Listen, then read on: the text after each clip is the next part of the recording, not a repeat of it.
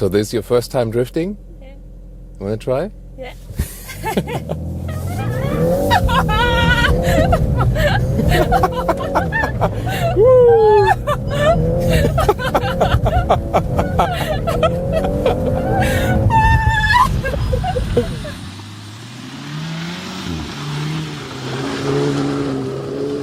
Yes, a very special episode with the golfR 8th generation 20 years special edition, ice lake driving and also German Autobahn. Here with Thomas and Autogefühl for you in 4K, full screen and full length. Let's go!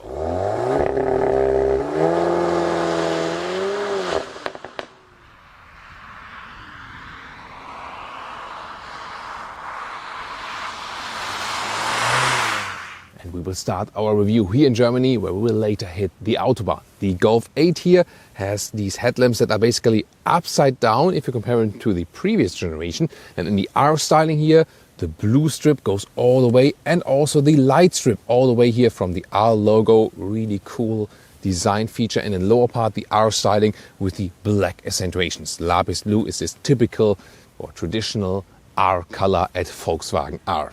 The length at 4 meters 28 or 169 inches. And here in the side profile, we can see the golfR 19-inch wheels come standard here in this special edition style as well.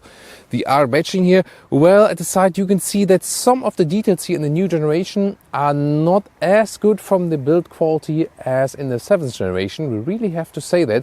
However, there's a big technology advantage, and that is the rear torque split. So this is still a front wheel biased platform. And then power is sent from the front wheels to the rear wheels, even more here in the R version. And then on the rear axle, the torque can be sent to one wheel in that drift mode that is available right here, also to 100% to the outer wheel. And that really pushes the car around the corner. We will experience a lot of that in the driving part, and will be very interesting how this one also behaves in driving in Sweden on the ice lake. DCC, dynamic chassis control, is the adaptive suspension. The car sits lower and also adapts then to the driving mode. And really nice, of course, here these blue brake calipers with the R wheels. That's a lovely feature, and yeah, another reason to go for the lapis blue color. See the color match. And here in the 20 years special edition, you also get here this 20 logo at doors. And even more interesting is when you open the doors, you also get a special 20 years. Here is 20R with the R logo 20 years special edition puddle light. It's really cool here next to the door. And it is actually originating here underneath the side mirror. So I can also have that projected then into my hand. Pretty cool, right? So you can see it right here. Yeah, always a very nice feature. So torque split wise, this has the potential to be the ultimate Golf of all times. However, there are also some drawbacks. I mean, yeah, no hydraulic struts here in the front. Yeah, there's no engine cover here in this very test vehicle as well. And this is a 2-liter 4-cylinder. Here then with 333 horsepower, that's a 13 horsepower power upgrade, at least for the European market, and 4.6 seconds in the acceleration figure. That's even 0.1 seconds less here in the 20 years special edition model. In the US, it will still have 315 horsepower, even here in the 20 years special edition. Well, where does it come from? Why 20 years? Well, 20 years back, in 2002, there was the golfR 32. At that point, that stood for 3.2 liter of displacement from a 6-cylinder. 6-cylinder in the golfR. Yeah, we've come a long way. Yeah, but at least this one here is 2 seconds quicker in the acceleration figure, and we will drive it very soon in different ways. And I would really like to know from you guys, which one do you find best, most beautiful? The past Golf 4 based R32 golfR, the Golf 7R, or this one here in the new generation? Tell me in the comments. Well, if you ask me, I love this boxy styling of the Golf 4 in the R32, and of course the 6-cylinder concept. The Golf 7.5 was to me, let's say, the best compromise of everything. Great driving, also nice exterior, very elaborated interior. And here the Golf 8, don't like it so much from the front, but here from the rear I think it's a very great styling.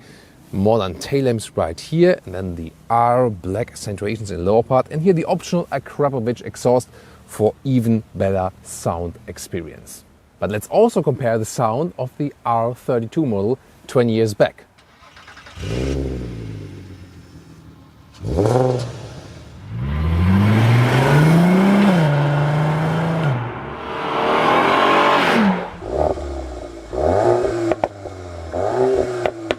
So, which one was your favorite? The modern one or the past one?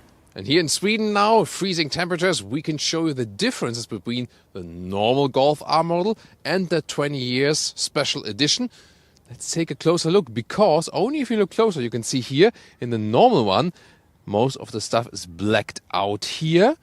Well, stuck with my glove. And then here on this side we have blue accentuations on top of the headlamps.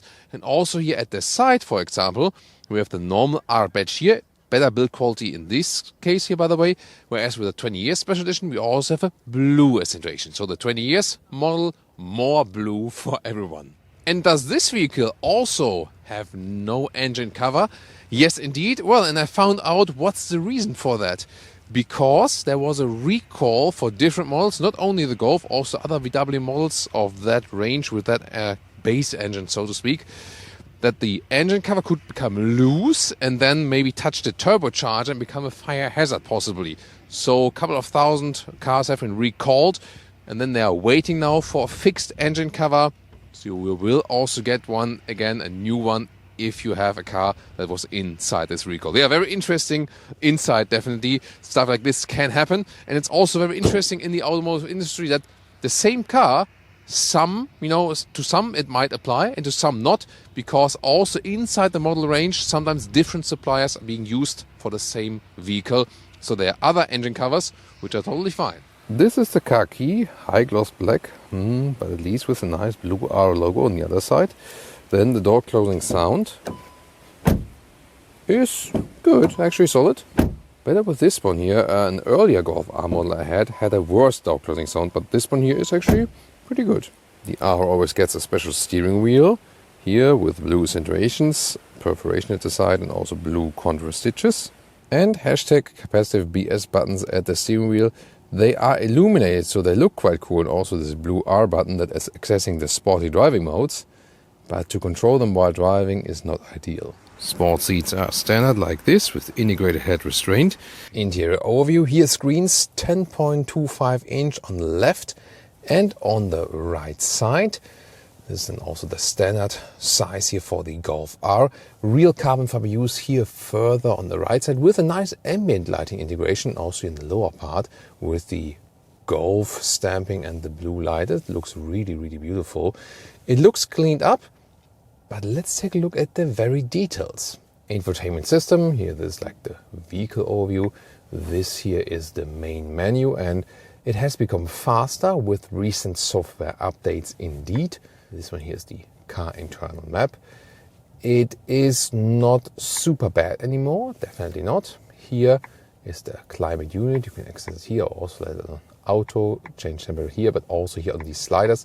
So far they are not illuminated. We've now seen in the preview the ID7 will get illuminated sliders then, and this is here the volume control, but you rather would do the steering wheel. So it is more or less better now. Here also with the Apple CarPlay integration, that looks actually quite cool, but it will never get great. That's the problem, because it has been flawed from the beginning on, but you can live with that at least now. And you can also see how that switches through the instruments, like here.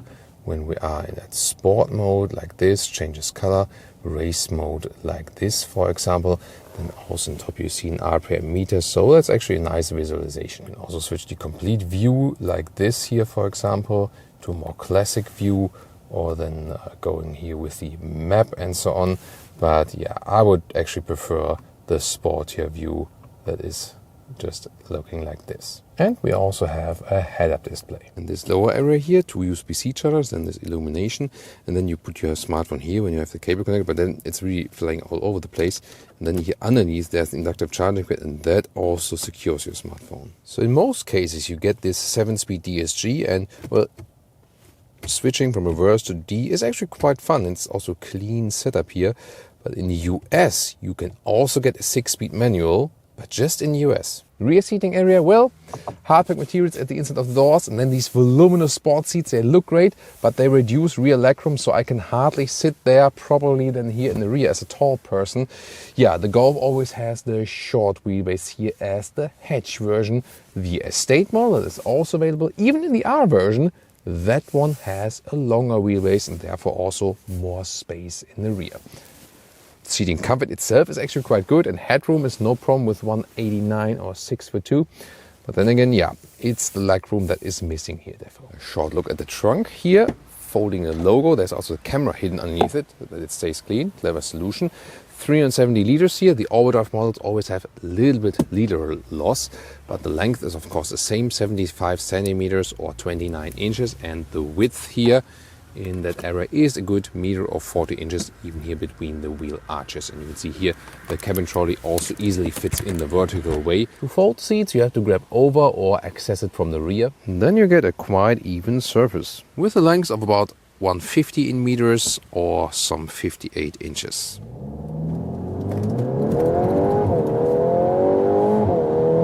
Woo! That was 0 to 100 kilometers acceleration. Welcome to Thomas's Driving Lounge with the Golf R, 8th generation, 20 years special edition. Here, usually I would go into comfort mode, but when I press and hold the R button, I'm in the race mode and do 40 kilometers now. Let's go.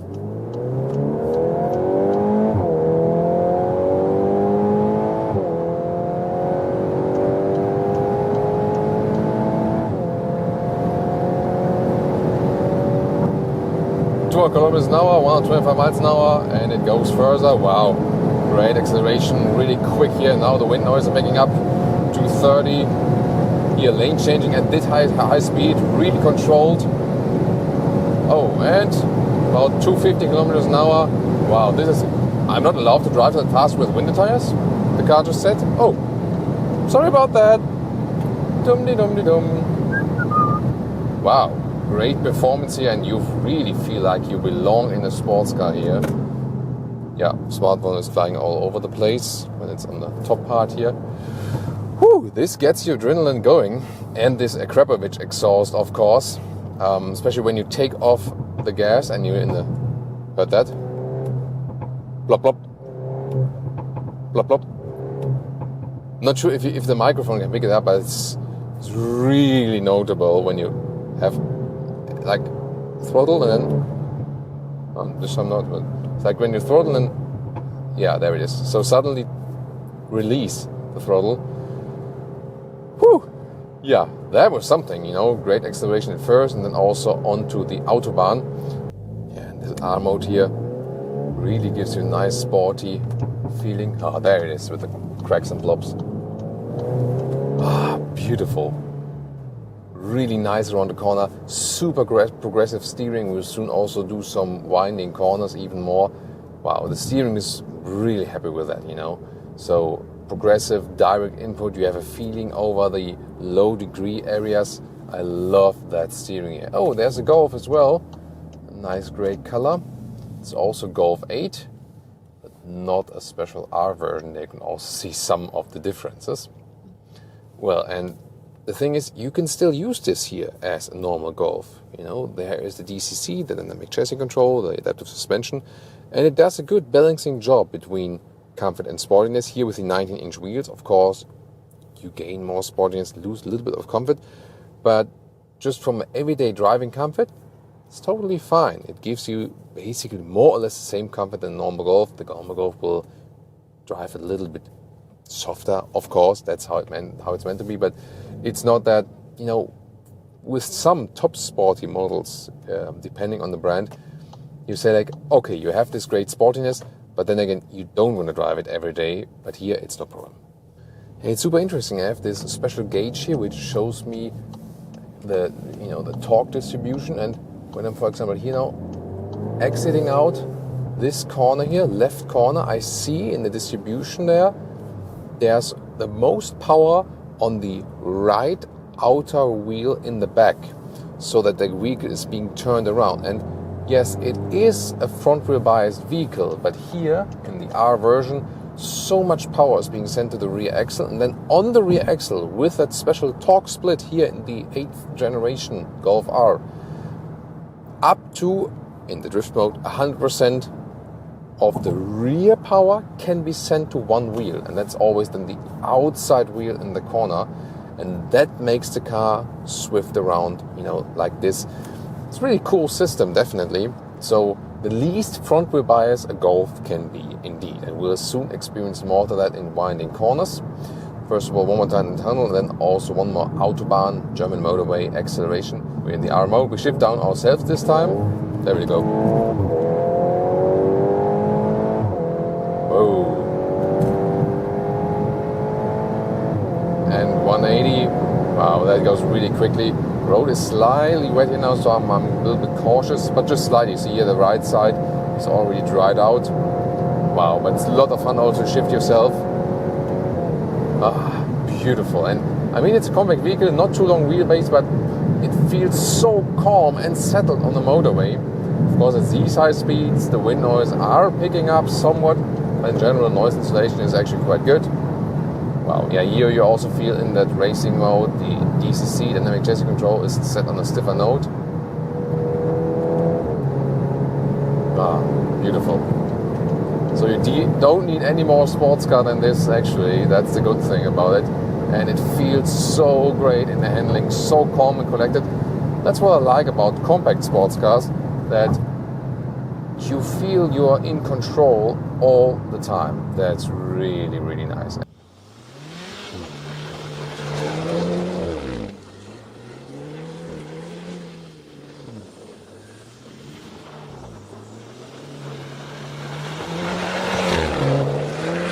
Welcome to Thomas's drifting school.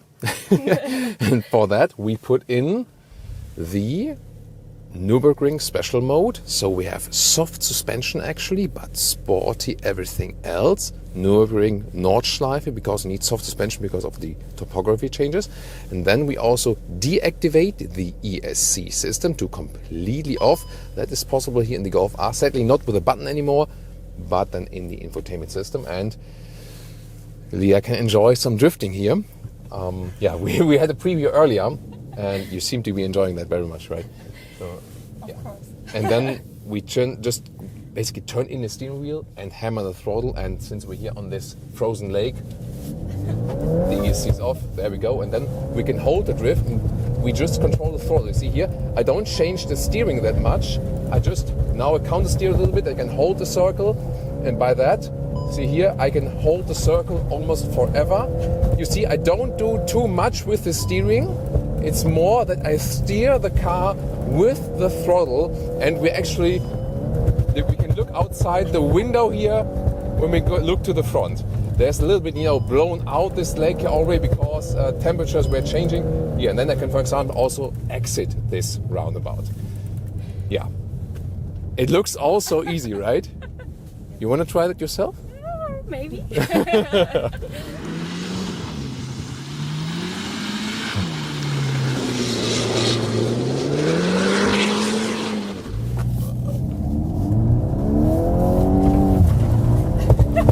What is going on?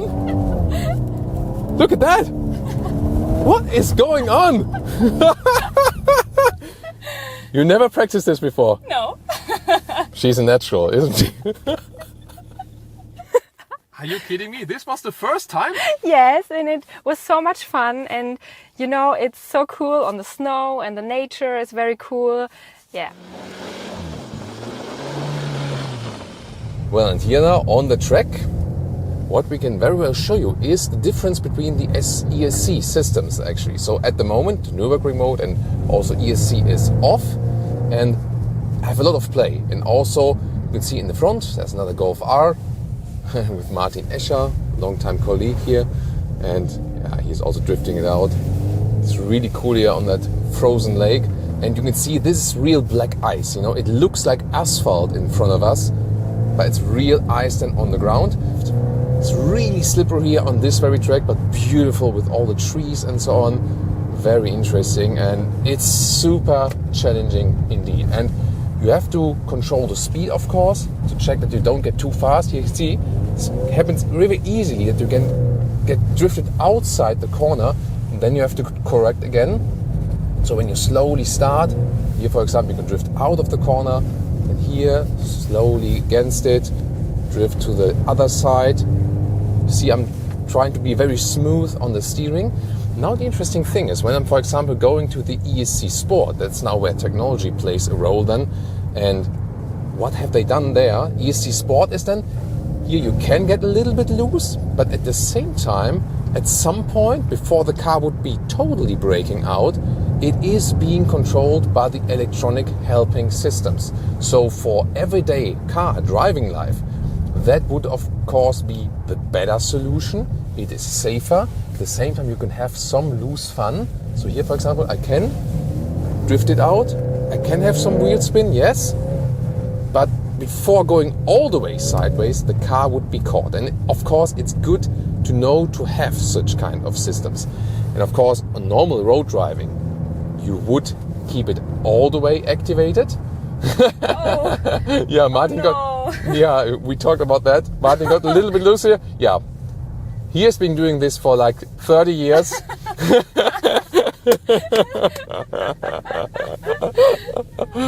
Yeah, and you see, guys, even the most professional drivers, sometimes they get caught by the snow.